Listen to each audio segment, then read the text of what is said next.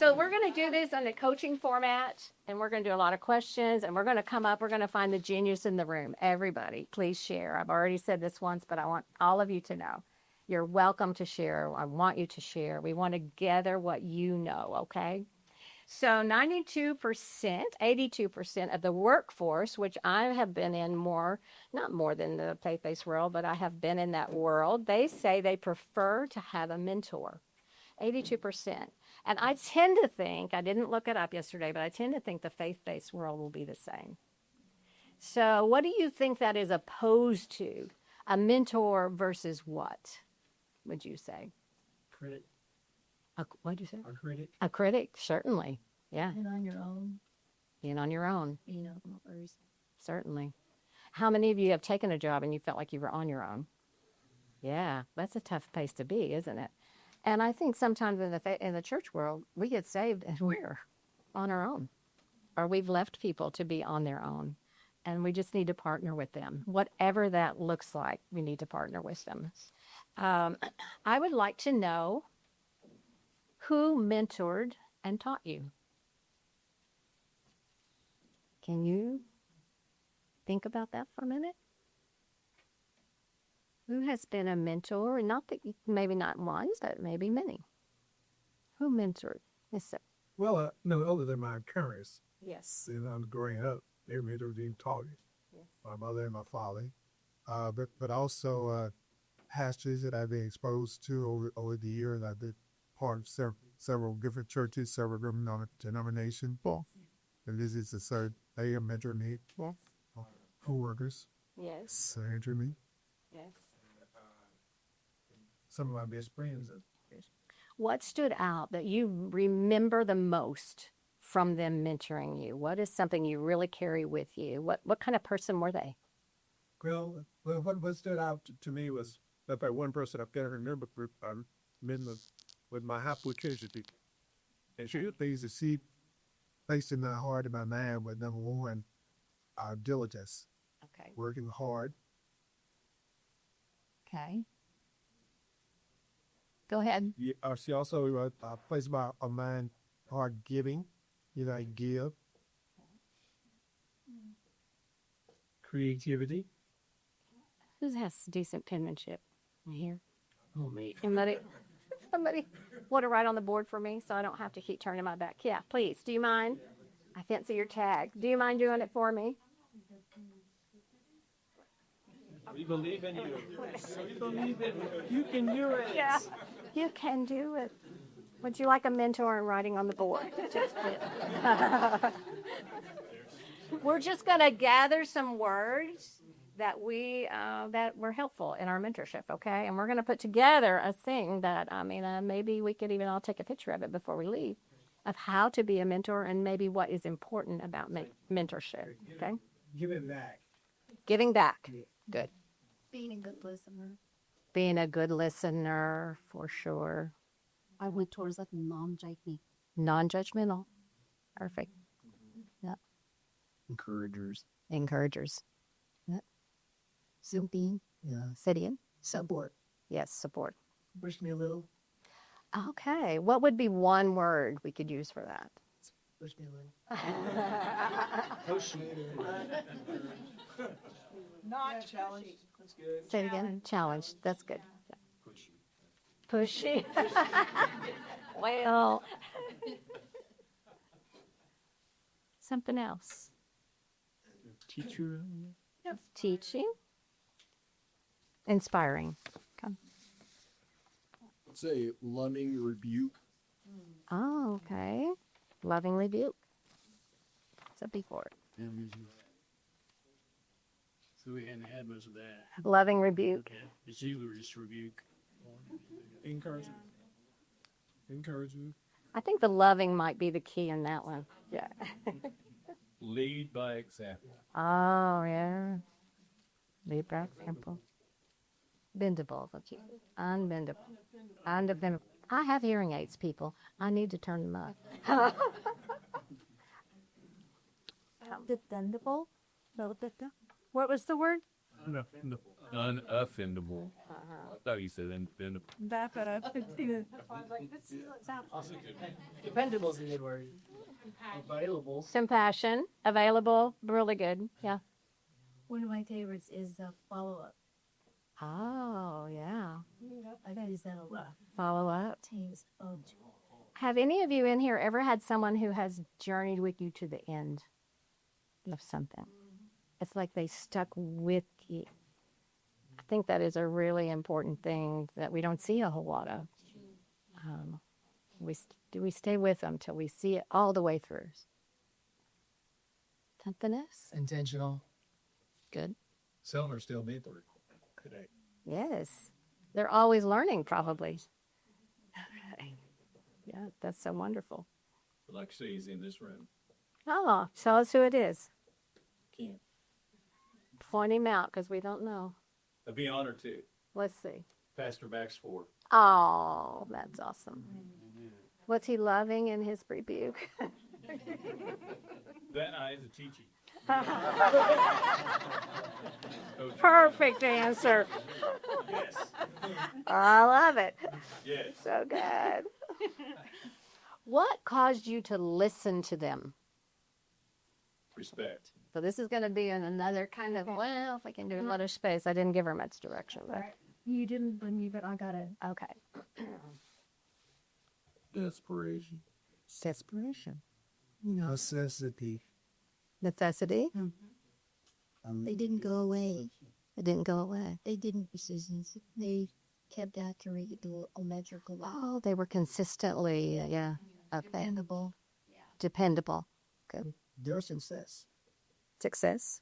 Their success. Experience. Experience. You can write with her.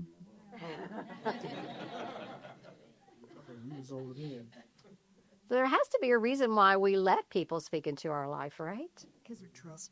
We trust them. They were trustworthy. Connection. Did age matter? No. Okay. Authentic. Authentic's huge. How did that relationship turn into mentoring? You probably know. Do you have somebody in mind?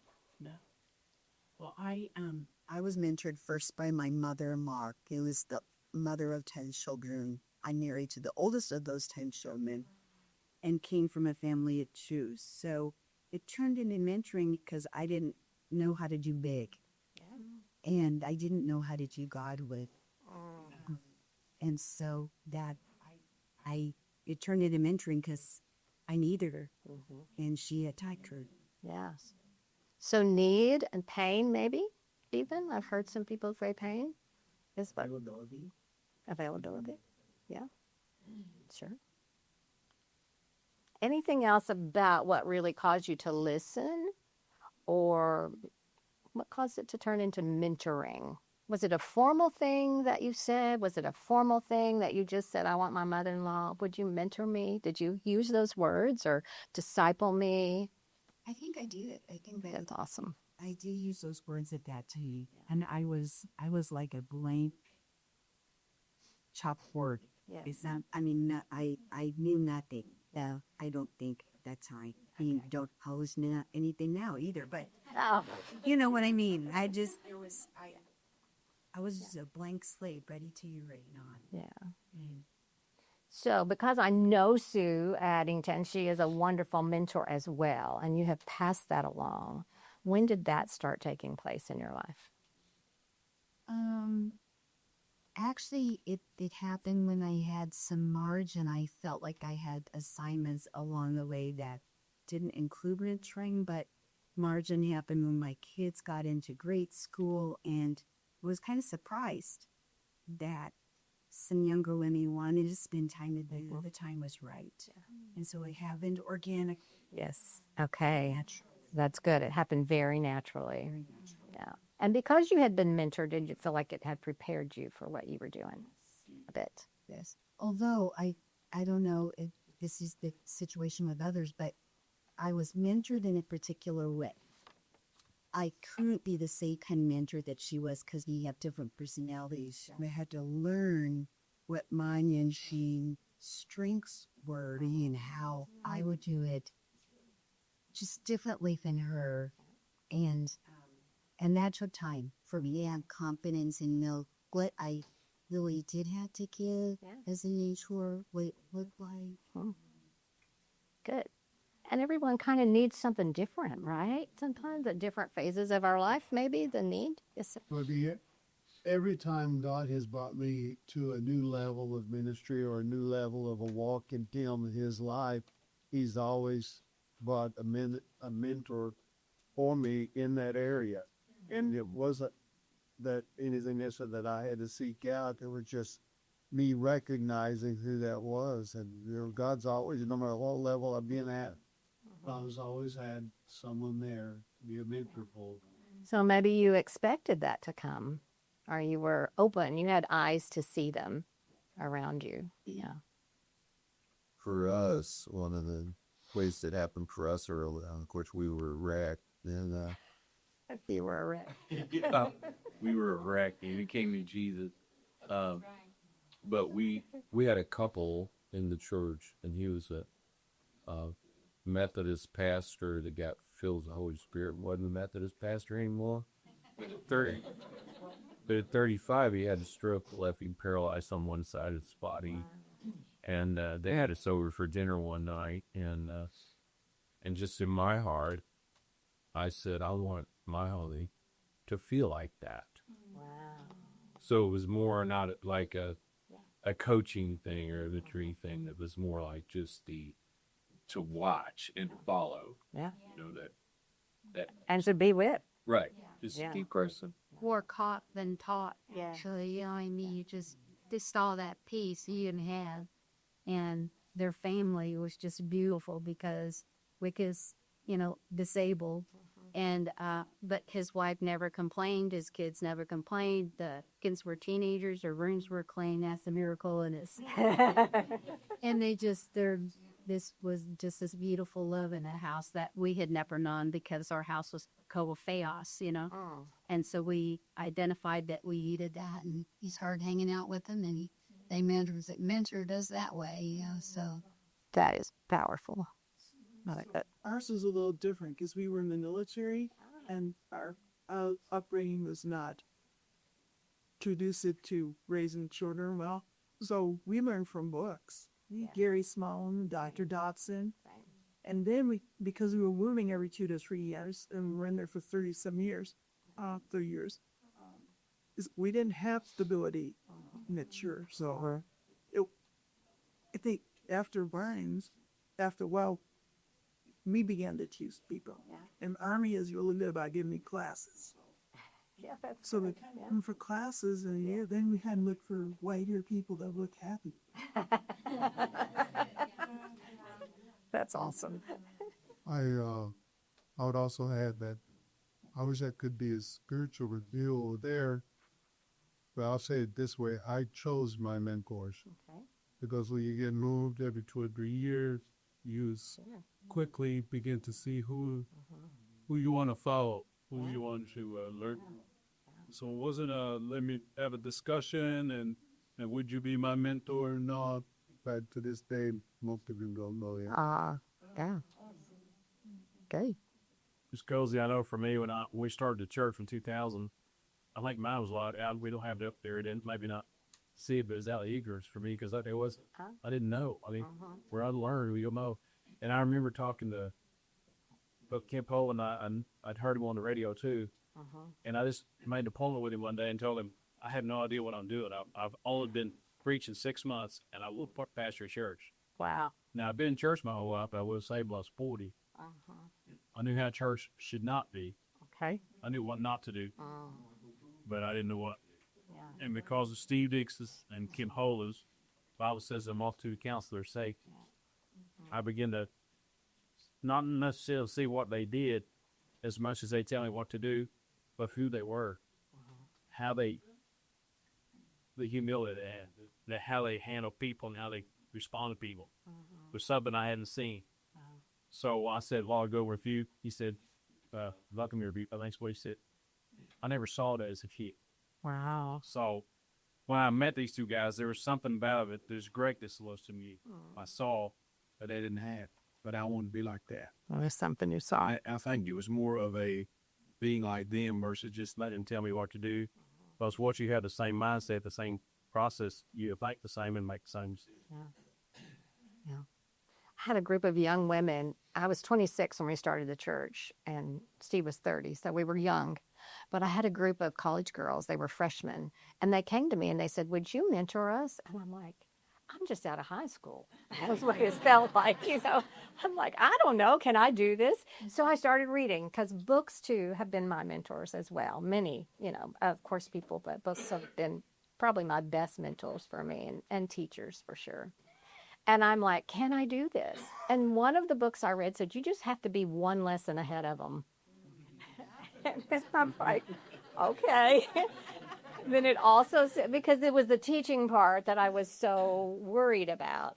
And then it really encouraged you to let them in your home, let them partner with you, walk beside you. And I did. And it's been one of the most rewarding things I've ever done. I still love college-age girls to this day because of that. They were deep in my soul and in my heart. And many of them, we still talk. And that was a long time ago. So it can happen in many ways, yes.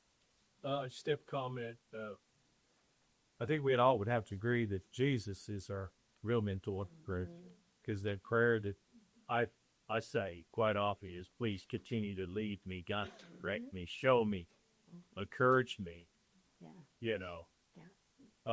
Susie, this is my wife, Susie. She and I have had the opportunity to have 3 mentors in the last 8 years, because we had a ministry at health.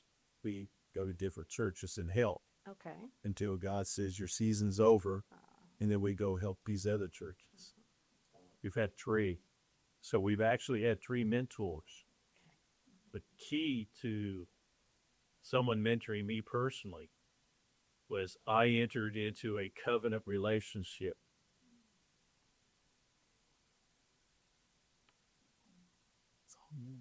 With 2 of the 3. And one relationship, we actually washed each other's feet. And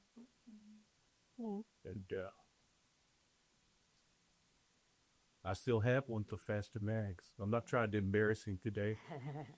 He means more to me than he had Billy Rickman. You can't understand how much he means to me. Him and his wife. And his wife, Karen Bow. Yeah.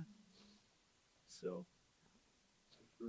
And how sweet that we can see that. We have it right here in front of us, and how important it is. And thank you for letting us in on that. Because what can we learn? What just stands out to you about what you just heard? What? Relationship. So we're going to try to find another. I don't want these erased, but we might have to. So maybe we can take it off. Or put a box around it and write it small. I do. I don't write small, sorry. Okay. I was just able-bodied and said I was doing it. Thanks, you. Visible one if you need it. Yeah. So we're going to try to capture what we think should be, as somebody who's being mentored, how we might approach someone or open our heart up to or choose a book. What do we want as a mentor? Because how old should we be when we stop having mentors? Never. We never want to stop learning, right? Yeah. But there was a time where you just said, okay, now it's maybe my turn to pour into other people as well. But we still need to be with others. So we want to learn both sides of this, okay? We're just trying to make a little pathway here that you can walk out of here with some good ideas and some good descriptions of what a mentor is. Coach is a bit different. Does anybody know how a coach might be different? Tell us. What? Tell us. Tell us. Everybody makes a big butt. Coaches don't do that. I thought you said you were. There is something that you do. Coaching is more discovery. Teaching is telling. So all of you who are pastors, you're basically telling, right? You're telling the story. The teacher is teaching you. They're telling you. That is really important. We need teachers in our life. We need that. And mentorship, we almost need to have done it to mentor someone. Like they were there, they had a peaceful home. That's a mentoring, pure as it gets, in my opinion, is that you have done it. Coaching is a little bit more, I'm going to partner with you and walk alongside you to help you. I'm going to help you discover what is good. Does that make sense? We do know from a lot of studies that discovery is kind of a really powerful way to learn. Because I told my children a lot growing up. And then when they were teenagers, I told them a lot more. And then I would tell them the same thing with a louder voice. And I would even write them a note sometimes.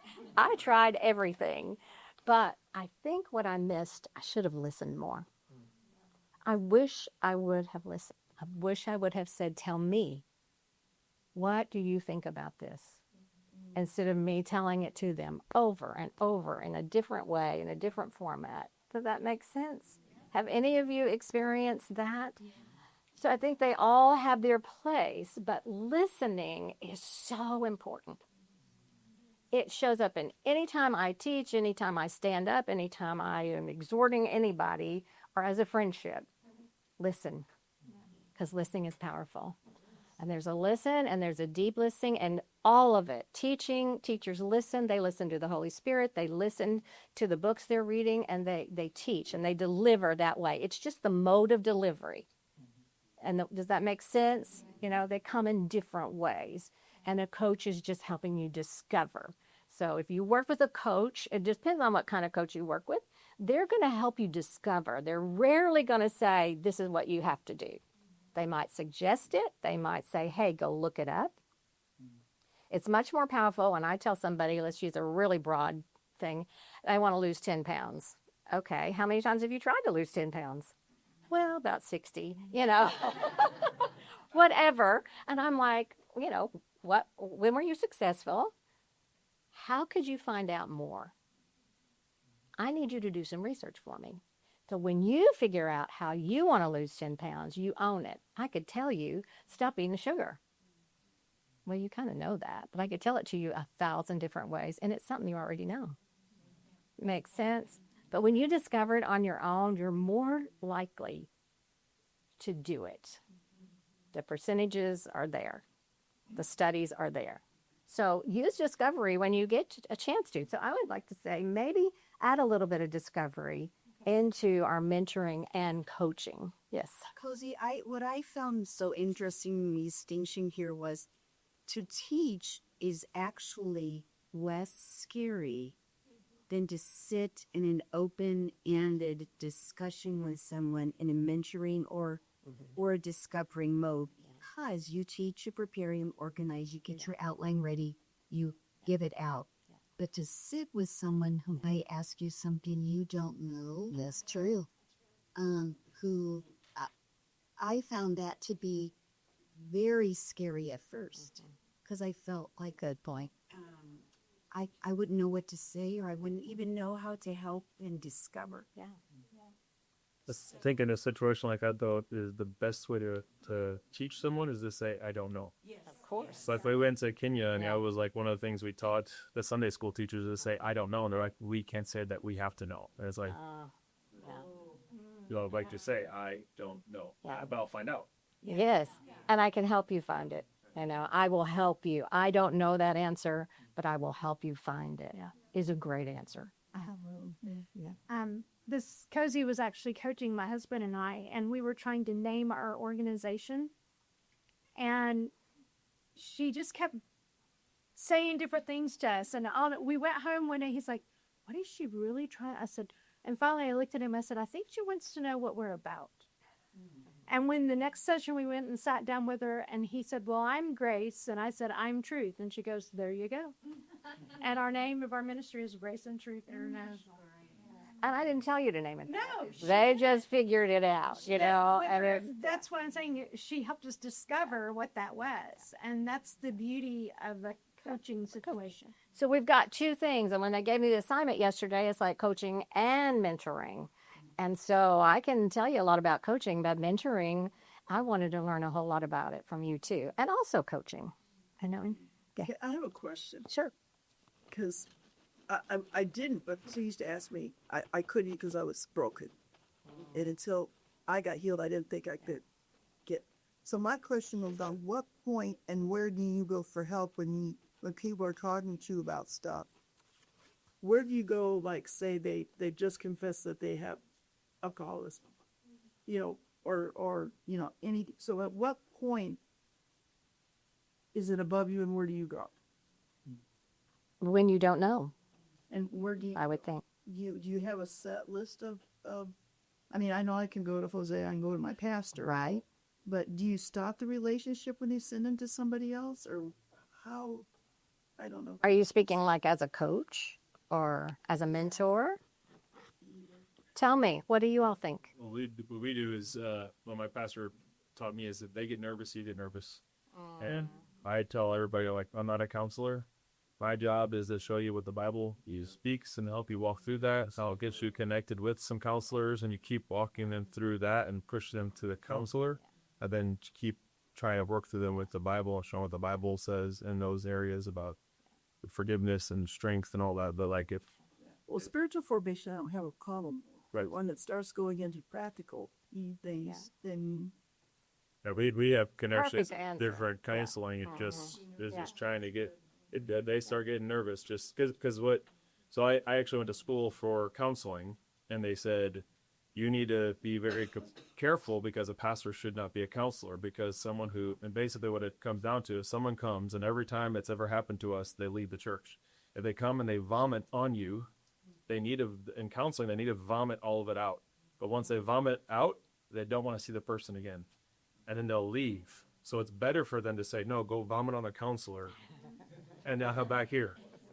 So because that's, yeah, like every time we've had it where there was a young lady, she went to my wife, just vomited all over her, and she left her church. It happens time and time again. So if they start coming, he's like, hold up, stop, go to a counselor. I'll straight up and tell them, it's like, if you tell me this, then you're going to leave our church. I'll never leave your church. I'm like, I'm telling you, you're going to leave our church. They go to the counselor and then come and stay with us because we want to work through with you. So it's because for 100% redemption, 100% confession has to be. You have to explain everything. And so dealing with the kids we dealt with in China and all that's like molestation and rape and all of that, you have to explain everything, and for them to be totally redeemed enough. And so it's better, especially as a pastor, get them to go to a counselor. And I'll just say, do the spiritual. Because that's, yeah. And actually right now we are a chaplain with a child advocacy center, and they say we can only do this part. But sometimes we come where they need a spiritual guide, and so they actually will call my wife and I, and we'll come in and help them spiritually. But we say, we're not counselors. We're here to help you. How can God be good in a situation like this? That's where we step there. I've seen where they want to dominate your time. So the area of counseling, I'll just tell them, hey, 4 to 6 sessions, we're done. You go somewhere else to get long-term counseling. Yeah. Especially if they're not paying me $80 And they're two different spaces, right? And now we even have legal reasons to send them somewhere else if we don't know what to do, right? We quit using the word counseling, but we were seeing 250 people a year in our office, and we stopped it. What Ben said. I mean, our job as ministers is we're to show them what the word says, and then let them go walk in it. And even we can hold a confession. There's a word up here that hasn't come up called safety. I want you to feel safe. So it doesn't mean they tell it all. We don't need every detail, and we certainly can't guide them. We're not trained in that area. They are trained, and we want to send them to that. But, to be a safe place and to begin that confession, healing does follow honesty. And then it kind of does cross over into coaching, because you're not just sending them someplace, you're continuing. As they stay in the church, you're continuing to walk beside those. Right. And you can walk with them all the way through. Right. They can come back from the counselor. You can sit down and rejoice with them. But I think, too, I kind of thought your question was legal. because there are some legal limitations that you do have to follow. So Yeah, for sure. So of all the things that we've said so far, what stuck out? I think hearing about the importance of being a good listener, because when I think of those that have mentored me in my life, they were great listeners, and what built upon that is they asked good questions based on what I was saying that helped me to identify obstacles in my way, and not just to say, well, here's how you get rid of them, but asking questions that help me to discover that there is a way to get the mission accomplished. And it didn't necessarily have to spell it out, but by them asking questions, it helped me to take ownership of that. Yes, That it does. Now, do you do the same for others? yeah, our kids already agree. That's awesome. Yeah, I like that for sure. Well, thank you. That's a great thing. We want to be sure that's in the list. I think it is. Somebody else, what has just really stood out to you? I like just to add something. I just recently saw a movie. Everything on that board is in this movie. It has to do with teaching, counseling, and mentoring. Has anybody seen The Forge? I went to a Ms. conference, 20 of us in the room, 20 boxes of Kleenex, Aw. and we all used Kleenexes. It made grown men cry. And oh my gosh, it fits right in with this class. All right. Well, then we'll just see the write it Forge. down. Got See it. the Forge. Forge, right? The Forge? Yeah, for sure.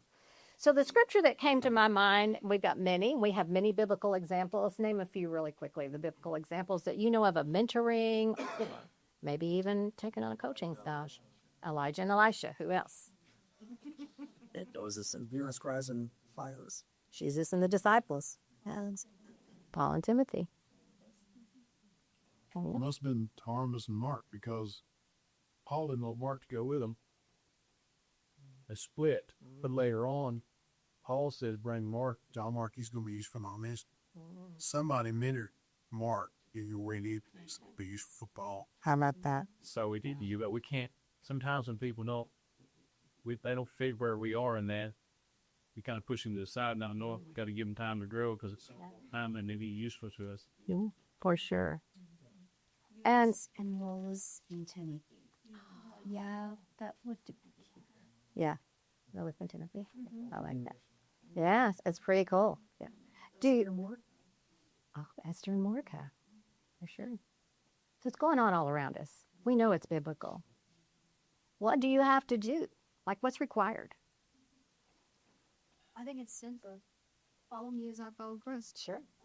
Yeah. And so be phenomenal that being mentored in me when somebody else built a little human, they're saying, follow me as I follow Christ.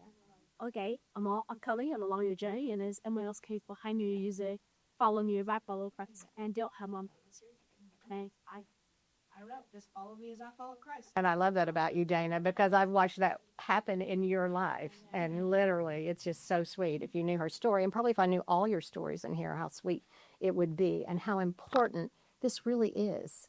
If you were to rank it from 1 to 10, how important is it? Oh, it's like a 12. Yeah. Anybody think lower than that? No. Is it more important than teaching? It's part.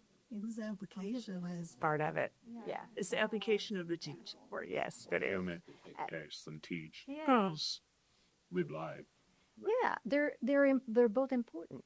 We don't rank them. I don't think that you rank them one above the other. Or I would say, Steve, I'm more important than you. I coach and you just teach. Duh.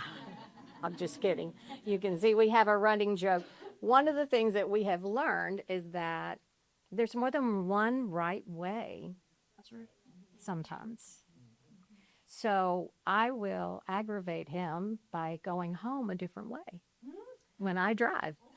And he's like, this is not the way to go, And I'm like, well, it's going to get us there, And so it's just kind of one of those married things, we just do that. And so it was a good lesson for me. There's sometimes more than one right way, right? Yeah. And so just know we don't get in a box. We don't put people in a box. And to speak to you, Sandra, Jesus was a wounded healer. Sometimes I think those are the most powerful healers, right? So if you've been wounded, if you walk through something, maybe it makes us more qualified. I'm not sure, but those are powerful stories to help someone in their pain, for sure. And we can journey with them through that. Don't omit that when you are looking for a mentor or becoming a mentor or feel like God has put that in your life. Anything else? The word humility really needs to be in, and I think it's a both. Yeah, Both. for sure. Because I think, well, I mean, if you guys know Pastor Hal Santos and me, we are not, we have the same heart, but we definitely achieve it differently. You do. So, someone actually said, he approaches people, you make yourself approachable. So we've talked, like in our transition, we used running because we both walk and run a lot, and we just said we have to respect each other's lanes, but to do so, you have to talk.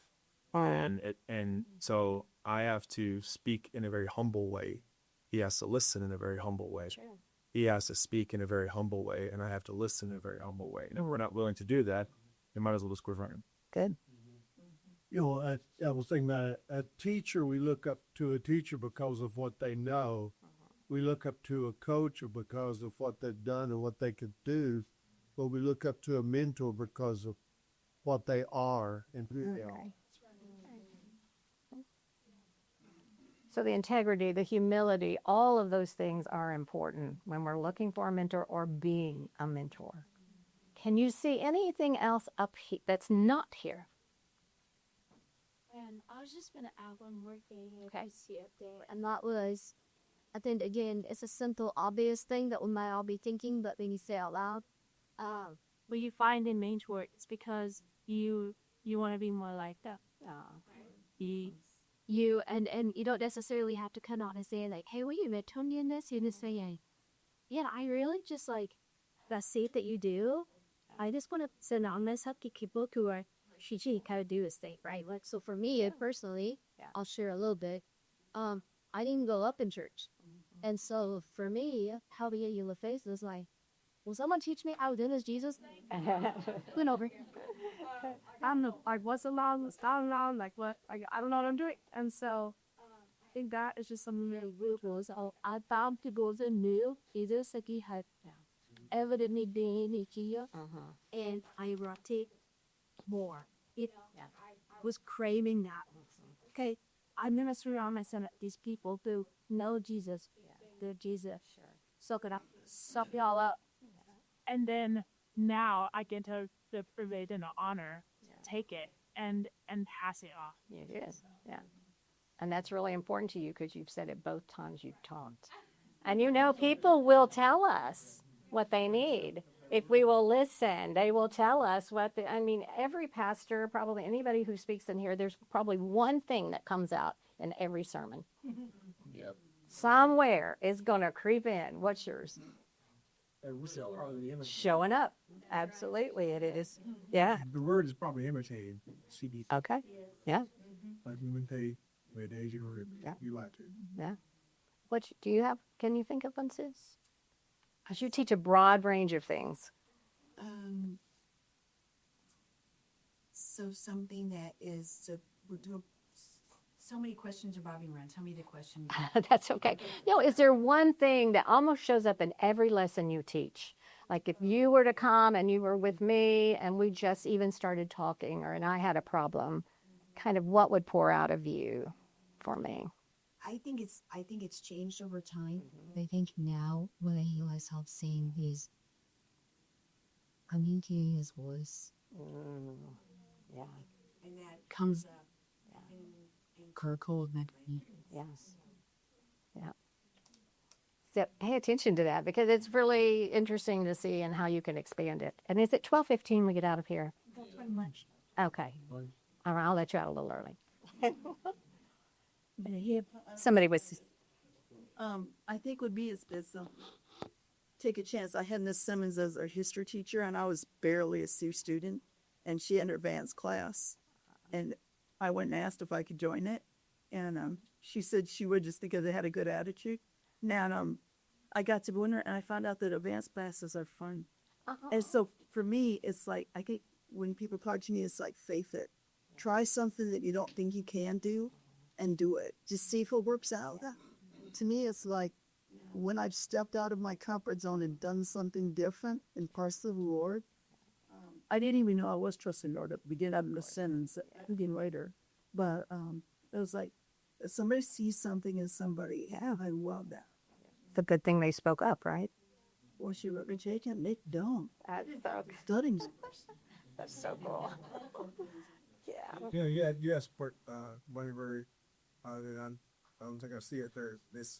Listening? This is yes. Yeah, good listening Yes. right here. Yeah, I agree. I star that a whole bunch of times. Yeah.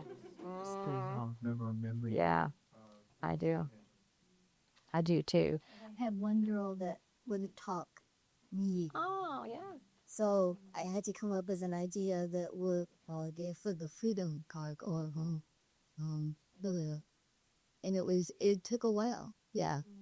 And she would rather tell me all the school words that we were saying at school. And so I say, okay, I've had about 10 minutes of that. I always talk about why you're here.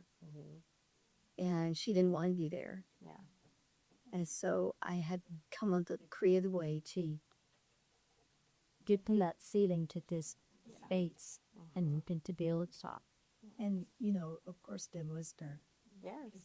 I heard every word. Yeah, for sure.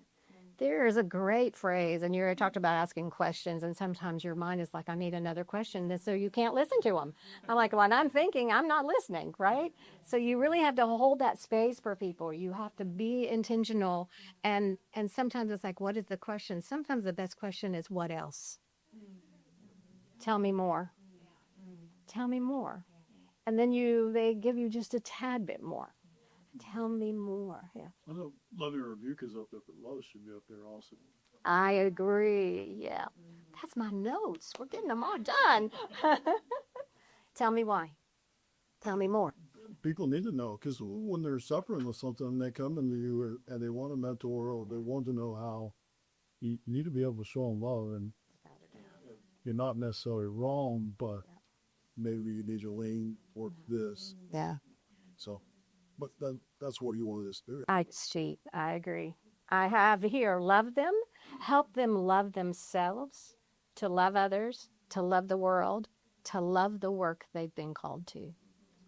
There's so much, right? To love their children, to love their families, to embrace so much. So I do think it's probably core, because God is love. You're actually giving them God. And everything. Identity of love is worth. Yeah, you're each individual I talk to need does right. You talk. They're worthy of your time. That's what you it is an enjoy. You are a horning up, or however much time it is, how church focus there is that for love, but it's you're each unique and agree. Damage and worth unpacking. Without a doubt. And you can love through listening. You can love a person that way. And so we had an assignment when I was going through my coaching training, and we had to write a paper on listening. But our assignment was to sit with someone who doesn't know you're going to write a paper on it and just listen. So listening, deep listening, and listening to what's not even being said.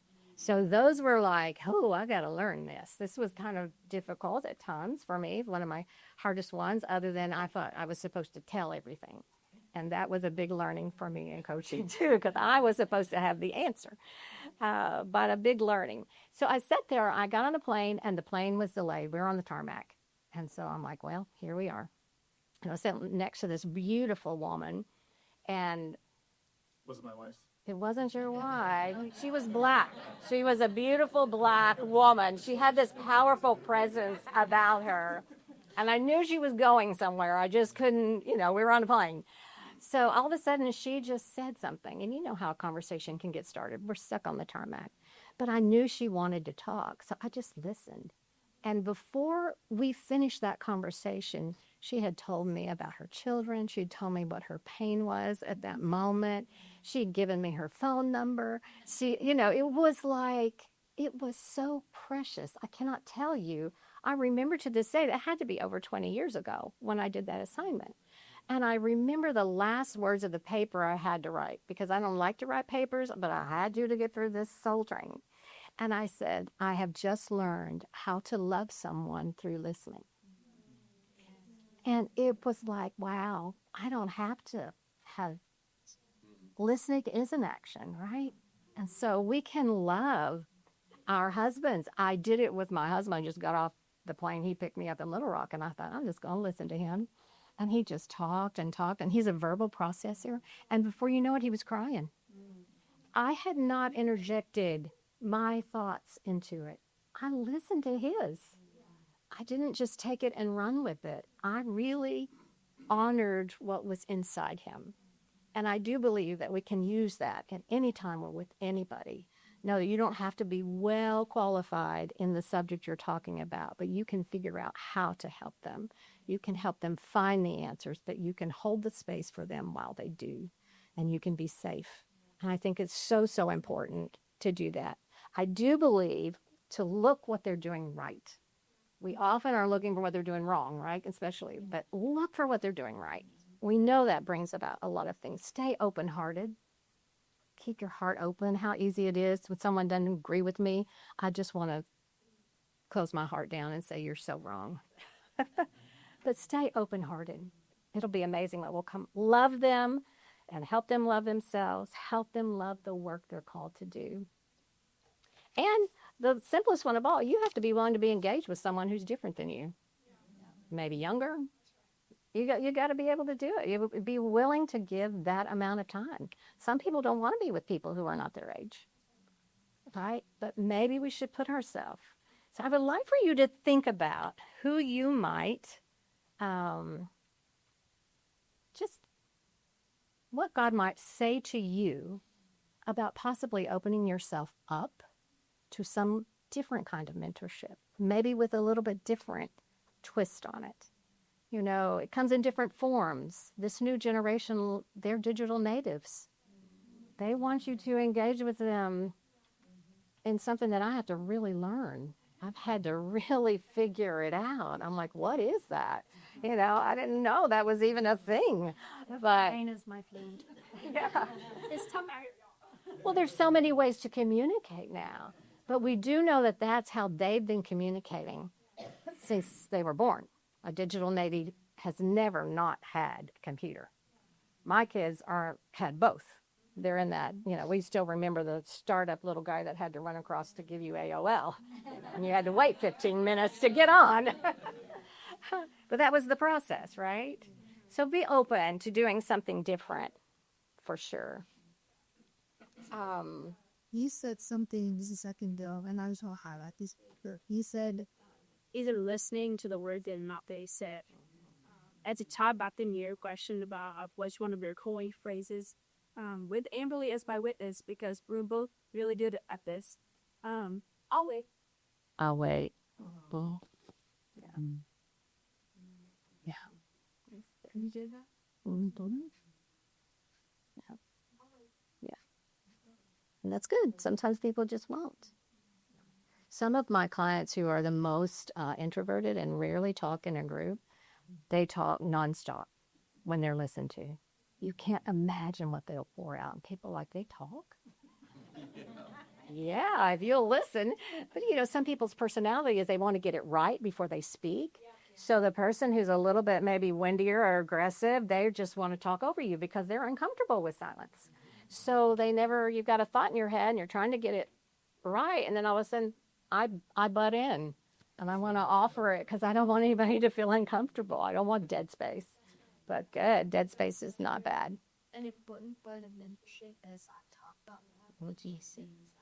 Yeah, it's true. And let anyone contemplate what might be going on with that part without it. Or whatever. I mean, I said, remember is to say with my kids. We do it often. Yeah. You know, we'll ask the question and the room is dead silent. You go like, yeah. I'm okay to sit here. Y'all just think if you want, but I gotta make you pop. Yeah. And so that's one of the big things. And I think in spiritual formations, learning that silence and that quiet is really important to us as well. So I hope that you will take a picture. I hope you have an idea. I want to know just for you, I'd like for you to either take out your phone and just write something that really stood out to you today. Just write it down. Just whatever. If God said, I want you to do this, write it in your notebook, or I feel like this is what I need to remember. Would you do that for me? Would you just think about it? I'm going to do a little bit of silence. I'd like for you to think about it and then just write it out or text it out, text it to yourself. What you might hear the Spirit of the Lord saying to you.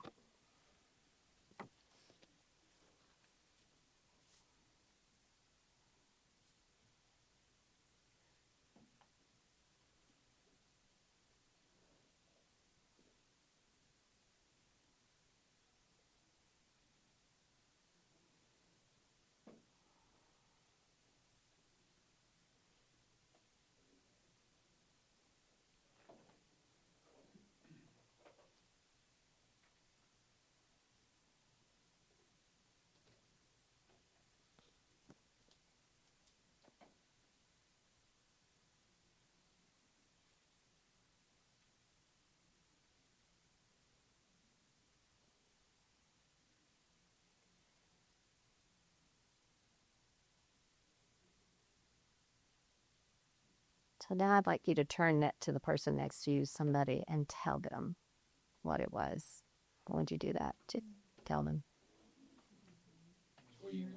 Just way that way. Yeah. All right.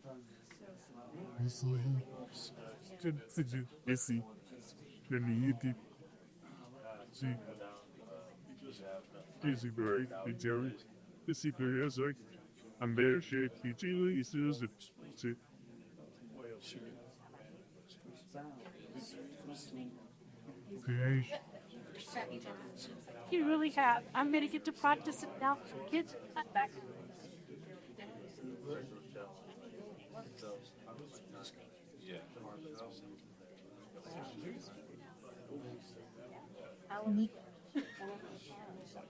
Oh, yeah. Good. Somebody go. Girl. Yeah. My blazer, I was hiding down, so. But yes. So cool. But loving is listening. We can love you. The area I'm most difficult in that I don't do is in my marriage. As they're talking about just listening, you Steve, and I was like, okay, sorry, I had to write a paper on it. To see the verbal processor, and it's just like enough. And then I wanted to have my own process, which is not the not listening. Not listening. It's the old listening thing. Say the boys tell all when I sit out face and I need a. We're almost done.